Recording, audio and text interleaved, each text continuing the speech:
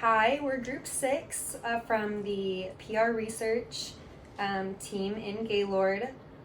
We consist of Bailey Roach, Ashton London, Callie Landry, Ellie Hendricks, Michael Washington, and Chloe Kanopoulos. So as part of our background research, we did a SWOT analysis. We found that the strengths of the WRC was that they're one of a kind in Cleveland County. There's a large number of individuals utilizing the resources, but with that comes our weaknesses. The weaknesses is that there's not enough room for temporary housing for each and every victim. There's a lack of funding in the organization to expand and lack of exposure to potential donors in the community. But there's opportunity. Opportunity with the rebrand would gain more exposure in the community. With more exposure in the community, it could lead to more people willing to donate to the organization. With more donations to the organization, they would have the finances to begin to expand for their physical sites. Rebranding could expand the type of individuals that they provide resources for. Our threats would be that they could lose support of current donors that they have, and individuals who don't know about the rebrand could potentially think the organization no longer exists. I'm going to be talking about the findings that we found from our in-depth interviews. The goal for these interviews was to figure out if a rebrand for the WRC was feasible and how that affects their organization and the volunteers and different people that know of the WRC, what their opinion is on that rebrand. Bailey and I did an in-depth interview with an OU Alpha Chi. She's a sophomore. She knows of volunteers and she's worked closely with the WRC, although she does not volunteer herself for the organization. She said that it sounds like a great idea, that she thinks it definitely needs to be updated and things need to be more inclusive. However, she doesn't know how that will resonate with the Alpha Chi organization as a whole nationally, just because it is a women's organization and what that looks like, she isn't sure, but she said that she does think it's a really good idea and that a lot of good things could come from that, especially since they have their doors open to men, women, LGBTQ, the entire community. Anyone can access the WRC. She thinks it definitely needs a rebrand in that sense. She also said that she really enjoys volunteering and working with it, and that's been one of the best experiences that she's had in college, and so she loves that we're getting to work with them and getting to help provide research to the organization. Callie and Ellie conducted an interview with a WRC volunteer, and she said that the rebrand is a great idea. She definitely it doesn't affect if she volunteers or if she doesn't volunteer, but she isn't sure how that would work in the sense of, would women still feel safe there, or would they still feel like they could come to the organization if men were there and they were a victim of some type of assault from a man.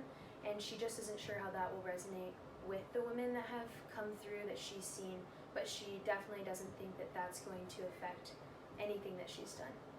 Overall, our findings were very helpful from the in-depth interviews. It provided a very intimate space to learn a little bit more about the work and the volunteerism of the WRC and how we can help them with our research, figure out if a rebrand is best for them. On November 6th, the research team conducted a focus group by starting with data collection, and then we conducted a sample. We created a focus group guide, and then we concluded the findings. So the way that we collected the data was by creating a guide of questions and holding a 25-minute long focus group. The sample was 7 members of Alpha Chi Omega. They're women from 18 to 20 years old. They're students, philanthropic donors, activists, and volunteers, and they all had a prior knowledge of the Women's Resource Center. So some of the questions that we posed during the focus group were, as women, what is your opinion on diversifying the Women's Resource Center to include all genders? And how do you think a rebrand would strengthen or weaken the overall mission of the organization? So the guide had 4 parts: introduction, mission, inclusivity, and rebranding. One of the mission questions that we asked was, how do you feel that the Women's Resource Center fulfills the strategies in its mission statement? For inclusivity, we asked, as women, what is your opinion on diversifying the Women's Resource Center to include all genders? And for rebranding, we asked, what are your thoughts on their current logo, and what emotions does that logo make you feel? So there were 4 major findings. The first was that brand awareness is currently very low for members of the community that don't have a personal stake or personal participation within the organization. So we think that the Women's Resource Center should increase brand awareness, public awareness, and marketing, but at the same time they need to maintain a intense level of privacy for their clients. The second is that college-aged women are willing to help. Many of the participants of the focus group were willing to help in any way to fundraise and help bring brand awareness. The third is a separation between genders to maintain the safety. That was a big part of the focus group. Many of the members thought that should be prioritized to keep everyone feeling safe within the organization. And the last finding is that there was a positive response to the inclusivity rebrand. The women of the focus group believe that the Cleveland County community would have an overall positive response to the inclusivity rebrand. As part of the research for the Women's Resource Center, the research team sent out a survey, and in this survey we asked 26 questions and got a total of 644 responses. The respondents were all members of the Cleveland County community who were over the age of 18, and their ages range from 18 to 300, but the 300 was an outlier, so really it was 18 to 90. The gender distribution for this survey was mostly females, with them making up 430 members of the population, which was 80.37%, and males answered 101 of the respondents with 18.88%. And the other category were 4 respondents at 0.75%. Some of the important research questions we wanted to focus on were, how likely do you think each group would be in seeking services from the Women's Resource Center? This question had 544 total responses, and for women, 54.26% of the responses said they were extremely likely to use their resources. For men, the majority was 35.11%, saying they were extremely unlikely to use the resources. And for members of the LGBTQIA+ community, 48.05% of these members said they are somewhat likely to use the resources. The second question we wanted to focus on is, if you were a victim of domestic or sexual violence, how likely are you to seek services from the Women's Resource Center? For women, 42.7% said they are somewhat likely to use the resources. For men, the majority was 32.7%, and they said they are neither likely nor unlikely to use the resources. For members of the LGBTQIA+ community, 50% said they are neither unlikely nor likely to use the resources. One of our next questions was whether or not the name of the organization Women's Resource Center is inclusive. The majority of the respondents, which was 27.8%, said that they somewhat disagreed that this name is inclusive. Another question we asked was if the acronym WRC is inclusive. 36.9% of these respondents neither disagreed nor agreed.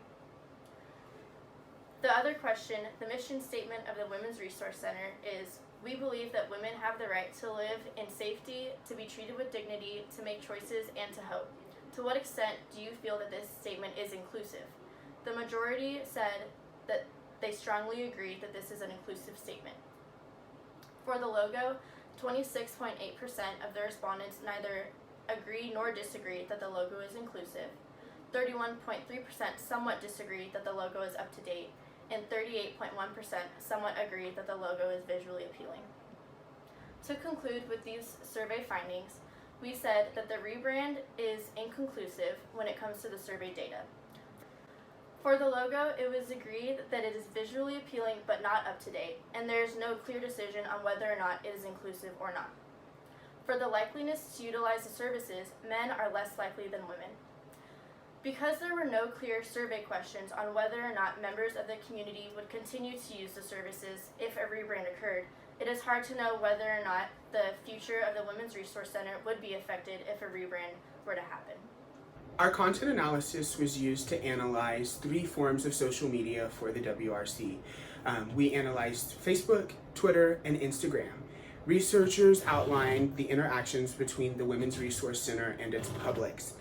Some of the questions that researchers were looking for were that of what type of post does the Women's Resource Center utilize on Facebook? For example, asking questions such as requesting volunteers and donations, calls to actions, events, and infographics. We also asked questions along the lines of how do the following interactions with these posts, how do the followers interact with these posts, such as liking, commenting, and sharing these posts. And our final question was what type of posts are most interacted with by their publics? Is it posts with images, posts with hyperlinks, posts with hashtags, or event invitations? Findings indicated that 17.2% of the posts analyzed contained original content curated by the WRC. Findings also indicated that 93.5% of posts did not contain hyperlinks back to the WRC page. To conclude, suggestions for the WRC and their social media would be that the organization works more to create content that is original and comes straight from their office so that the organization's publics will have the opportunity to engage more with information that is original and shows volunteer and donor experiences and relations. So after going through all of these surveys, interviews, everything from the focus groups to talking to people, our top 5 findings were really that the Women's Resource has the most outreach on Facebook. The WRC has the opportunity for more support from the community by providing social media followers with ways to interact with the organization and interact with their social media posts. We also found that millennials, Gen X and Gen Z find the logo less appealing, less up-to-date, and less inclusive than baby boomers do. We found that all 3 generations are more likely to donate using the website than any other form.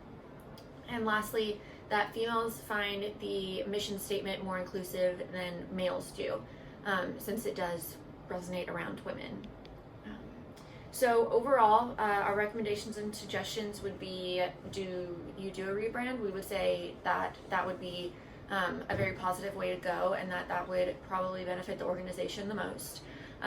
We recommend a more inclusive logo and a mission statement, just updating the fact that you represent all people and not just the women. More interaction on Facebook with opportunities on how to interact with posts, whether it be liking them or commenting or sharing, just so the brand awareness can expand.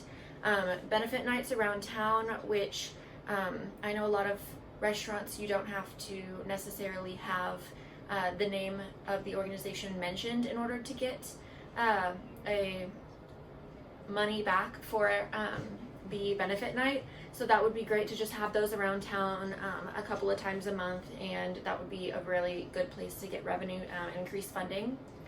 And then a reminder service about current events, ways to donate, and more, which could be through an email subscription or a text service, just so people feel more involved in the day-to-day operations and less out of touch with it, because the more they feel involved, the more they'll donate. And then lastly, we recommend an easy way for 18 to 29-year-olds to donate, whether that's 50 cents a week, $1 a week, $2 a week. If they can break it down into those small amounts, that'll end up being a lot more over the course of the year and can just be a really easy way to increase funding. We just wanted to say thank you for the opportunity to work with you guys this semester, and we hope that you found some of this research helpful. And if you have any questions, feel free to reach out and contact us. Thank you.